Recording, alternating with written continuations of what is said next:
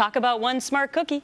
A Girl Scout setting up shop selling boxes of Thin Mints and tagalongs outside a California pot shop.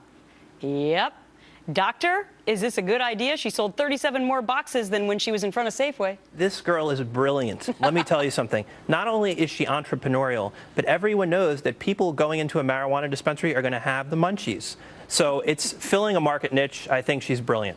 Pete? Well, listen, the doctor can tell us about addiction, and marijuana isn't psychologically or physically addictive, right? It's psychologically addictive. No, it's actually both. But guess what is far more addictive? These babies, okay? I've smoked marijuana, and I've had Girl Scout cookies, and only one keeps me coming back, and one is the leading threat of death in America: heart disease, obesity. By the way, my daughter is a Girl Scout, Gretchen, and I'd like to tell your entire audience, if they'd like to buy cookies, I'm on Twitter, @PeteDominic. How do you think I got these? Ed Henry's daughter. Oh, really? Yes. Ed Henry! She got me for $60. All right. So, do you have any problem? Do you have any problem with this, Matt? Do you? Because the mom actually is on record as saying, "Look, you know, I know this is going to be a little controversial, but I thought it was a good way to have a discussion about drugs with my daughter." I don't know if it's a good way to open up a discussion about drugs, but I think it's great. You know, I own businesses. That's capitalism. Yeah. I mean, think about when I roll out of the bar at 2 a.m. Who's waiting for me? The burrito truck. So they know who's coming. You know, late night pizza, dollar pizza after 2 a.m.